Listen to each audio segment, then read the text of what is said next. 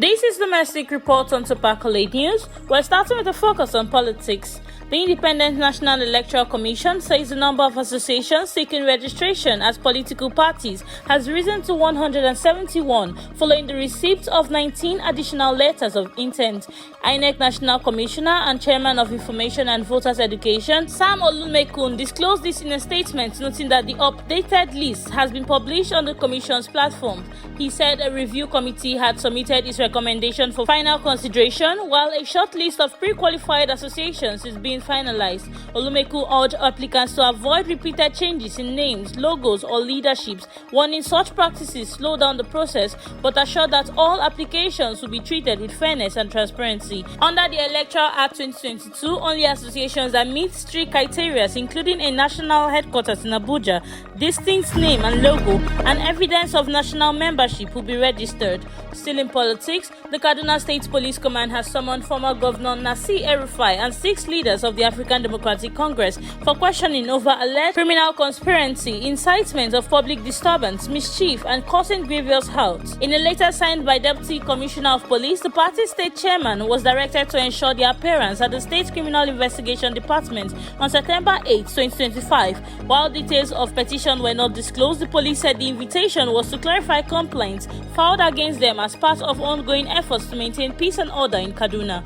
Moving to economy, the federal government of Nigeria and the People's Republic of China have reaffirmed their commitment to deepen cooperation in marine and blue economy sector. Minister of Marine and Blue Economy, Adeboyega Oyetola, disclosed this while hosting Chinese Ambassador Yu Donghai in Abuja, highlighting opportunities in shipping, port operations, fisheries, renewable ocean energy, and marine tourism. Oyetola noted that Nigeria aims to leverage China's expertise to boost investment, tackle illegal fishing, and expand food security. Ambassador Donghai cited projects like Lekki Deep Seaport, pledging China's readiness to support Nigeria's maritime ambitions, including a new deal for the export of Nigerian aquaculture products to China under zero tariff. Both sides described the sector as a frontier for sustainable development, wealth creation, and stronger bilateral trade. Still on economy, stakeholders in the oil and gas sector, civil society groups, and opposition parties have rejected the federal government's planned 5% surcharge on refined petroleum products set to take effect from January 1, 2026 under the Nigerian Tax Administration Act. The Petroleum Products Retail Outlet Owners Association of Nigeria warned the levy could force members out of business, while CSOs argued that it would worsen inflation, raise transportation and energy costs, and further weaken Nigerians. Opposition figures such as Peter Obi and the African Democratic Congress described the policy as insensitive and burdensome, urging a review. Economists also cautioned that without safeguards, the tax could fuel social discontent and inflationary pressures. Still talking economy, the presidential initiative on compressed natural gas has dismissed reports of a government-imposed hike in CNG pump prices, clarifying that recent adjustments by some operators were private sector decisions. In a statement, P-CNGI's brand and corporate communication manager, Matilda Johnson, stressed that no directive or policy has been issued by the federal government to alter CNG prices, adding that the fuel will remain significantly cheaper and cleaner than petrol and diesel. She said the initiative, backed by President Bola Tinubu, is focused on expanding CNG adoption nationwide and has already attracted nearly $1 billion in private investments.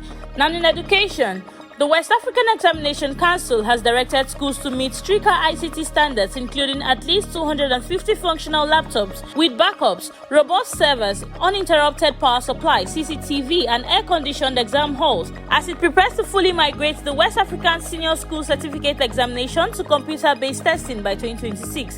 Head of Examinations announced the requirement during a sensitization event in Port Harcourt, stressing that the transition will reduce logistic costs, improve examination security, and enhance accessibility, while WAEC officials warn that schools unable to meet the standards will be reassigned to designated centers. Now in safety, the National Emergency Management Agency has confirmed that over 30 passengers died, while 58 others were rescued after a boat carrying about 90 people capsized on September 2nd in Bogu local government area of Niger State. NIMA spokesman Manzo Ezekiel said the accident was caused by overloading and a collision with a tree stump. The agency's Director General Zubaida Umar directed intensified rescue efforts with operators led by the Niger State Emergency Management Agency alongside NIWA, the Red Cross, local divers and volunteers. Search and rescue operations are ongoing as several passengers remain unaccounted for. That is the domestic news update. For now, on to Accolade News. Do stay with us for more domestic updates and developments. I am Blessing Bassi.